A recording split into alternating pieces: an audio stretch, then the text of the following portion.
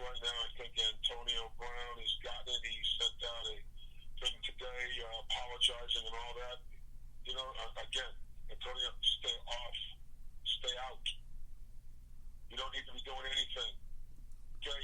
And what this is people, it gives people the appearance, okay, that they're all about themselves instead of the concept of the team. All right? And today we have a lot of athletes who get paid a lot of money. All right? And it really bothers me because instead of just being quiet and appreciative of it, they got to push the envelope and make it about themselves and some other issue or whatever. And trust me when I tell you, I'm a product of Vietnam War. My father flew in Vietnam. He's buried home to National Cemetery. I played for the New York Giants, was named the starter. I got done dirty by them. But you know what? You keep the mouth shut.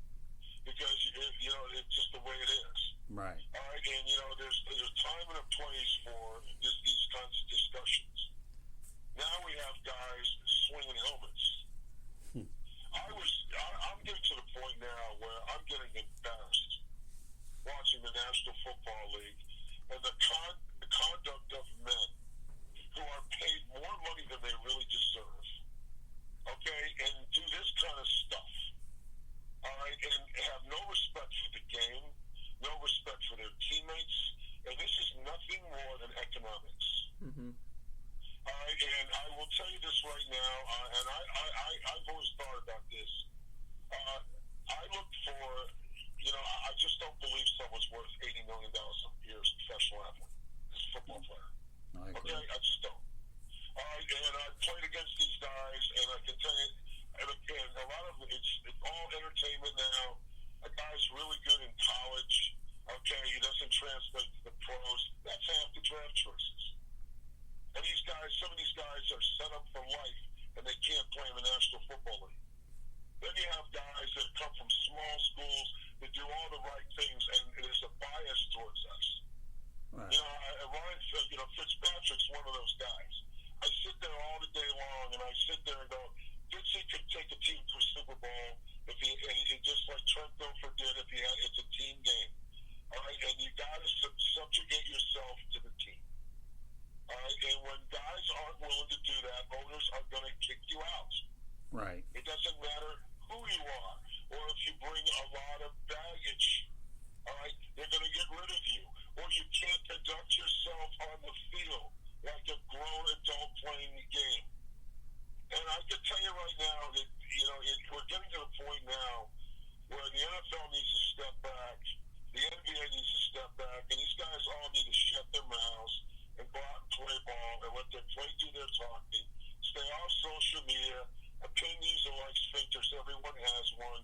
Twitter is so instantaneous that I watched a guy the other night who actually said that he supported a guy swinging a helmet. Yeah. Why? Because the inability to think clearly, right, okay, and emotional is what puts people on Twitter. And no disrespect intended, it's ridiculous. Right. And it's causing a lot of dysfunction on what I call a normally good game. And this is where we're at right now in our society, and I think the pendulum will swing a little bit more towards the middle. But I just think that, Colin had an opportunity to make a statement, to go out and prove how much football meant to him. Right. And it would have been all this big hoop-de-hoop and all this other stuff. People were coming out to see him, and there would have been an organization that probably would have said, all right, this guy's contrite. He's learned, he's been punished enough. And you have the media. You had some media reporting that he made, that the NFL gave him $80 million. He got $5 million, his lawyer got a third of that. Right. So you have people that have political agendas now, and you got to be smart enough to play the game within the game. And really intelligent people that are well raised and have good character, okay, and understand about social issues, understand there's a time and a place. It's just basic common sense. But when you sit there and you cross the line for whatever reason, all right, you have to understand that people maybe are not as progressive as some people are. All right, and you look at the history of our country, all right, people don't like change. All right, they'll come around to his way of thinking maybe 10 or 11 years from now, but not now. Right. And then you had to say after a 3-year banishment, they were willing to sit there and give you an opportunity. All right, and you turn around and put all these conditions on it. Just like 3 years ago, the Ravens actually opened him open arms, welcomed him, come on, join our ball club. But he didn't like the contract. So, after a while, you just get to a point, we can't make this guy happy regardless of what we do, and we don't know what he's going to do. So what employer, if the roles reverse, is willing to take that risk? This is business. Oh, yeah. Yeah. You're talking the face of a franchise, okay? That's what you're talking about. There's a lot of different things that encompass a franchise is what it is. The perception that you have in your community. Do you think that this guy's a fair representative? I remember when Jerry Richardson was the owner of the Carolina Panthers and Cam Newton went there and he said, why should I make you the face of my franchise? In a regular job interview setting, Bill, why should I do that? Sell me why you should be. In fact, I'll never forget one of the best examples was Andrew Bogut of the Milwaukee Bucks, and Senator Herb Kohl was the owner of the Bucks at that time, and Andrew Bogut comes in there with a resume trying to convince the Bucks owner to draft him. How about that? Where has some of that gone, Bill? That's what I don't understand. A guy walks in there with a resume to the owner, I believe you should draft me number 1. This is why. I mean, that to me is refreshing. But we're not getting refreshing stuff. And Bill, when I look at the NBA, and I think the NFL will always be a money maker, and the NFL will always be able to maintain ratings. But the NBA, there's a reason why people are losing interest in the sport.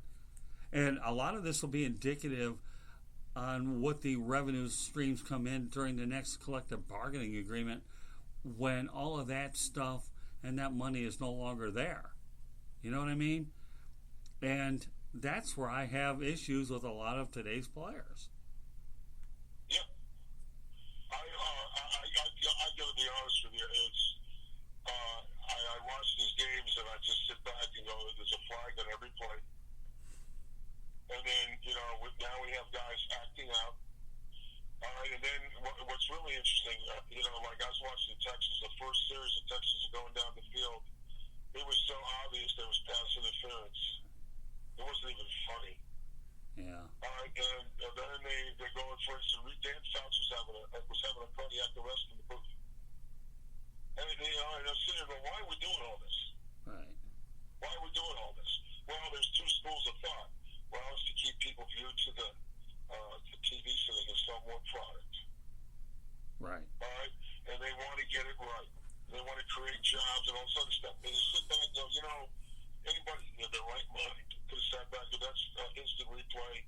I mean, yeah, that's somebody up in the booth that needs to overturn that call. And the worst thing about it is they sent it to New York and they ruled against them anyway. Right. And you sat back and said, what's going on? That destroys the integrity of the game. Right. I'm going to tell you this, and there's this new league coming. Mm-hmm. And, they're going to start out with 10 games. Right. And they're going to play in the spring. And then this league isn't going away. It's got a lot of money. Right. And with a guy who knows what to give fans, made a huge mistake several years ago. All of a sudden, the networks are all over it. All right, so, you could see the evolution of a Super Bowl, number 1.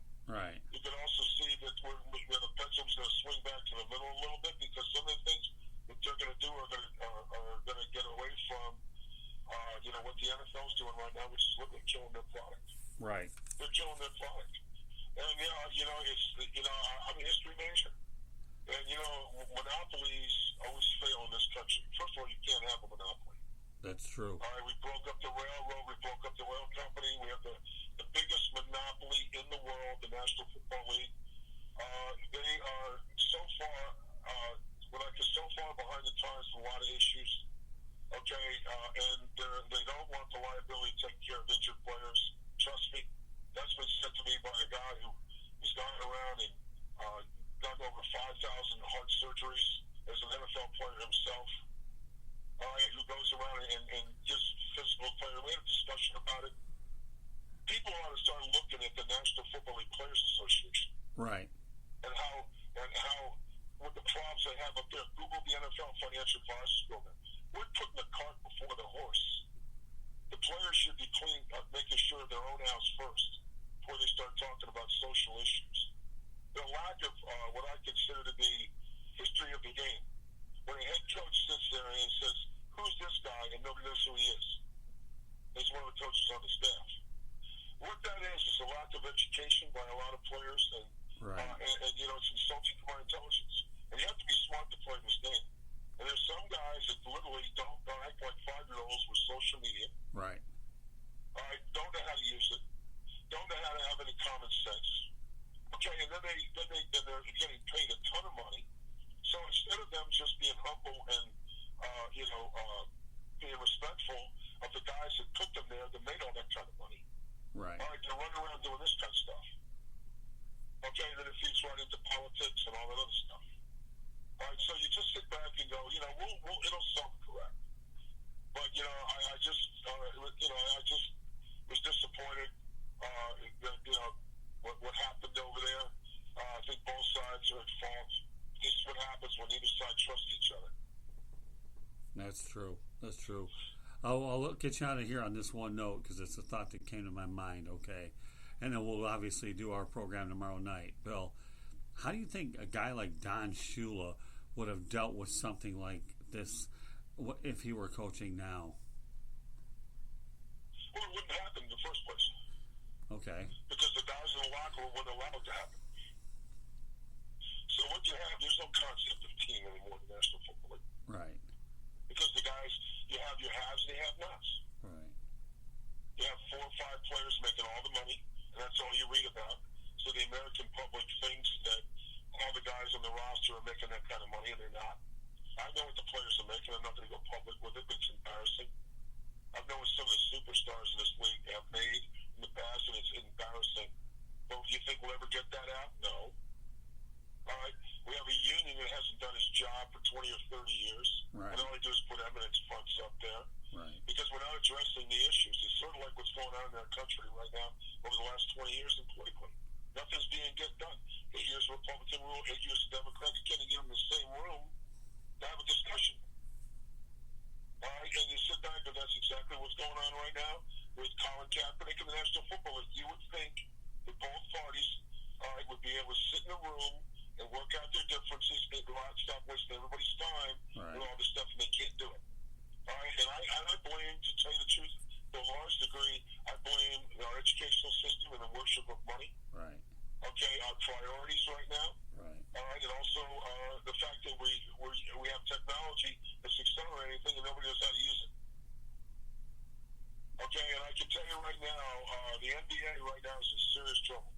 Yeah, I think so. Nobody's talking about it, but what Daryl Morey did, okay, he literally, you know that when he was in a hotel with the commissioner, right. Okay, and they never even talked. I bet. Yeah, I agree. Yeah. I have to laugh because I just watched a wonderful show on the history of pro football. Right. Okay, and I can remember, how the college game was bigger than the pro game. All right, and what people don't understand, this is not college. This is not anything. This is a business, and it's a cutthroat business. Okay, and everyone is disposable. Right. And some of these guys haven't figured it out because they lack the knowledge of the game, the respect for the game, okay, and their teammates, and thought of themselves and decided to make a conscious decision. And they made that decision knowing that this possibly could happen, and you have to live with it. And then when you get an opportunity, again, which our country loves second opportunities, all right, the guy's been talking about this for 3 years, and you come and do something like that. Well, I'm not exactly with Stephen A. Smith. Stephen was a journalist who I respect a lot. Right. I wasn't quite as adamant as he was about it. Right. But I'm sitting back and going, Colin, dude, even if I'm trying to support you, you're giving me nothing to hold on to.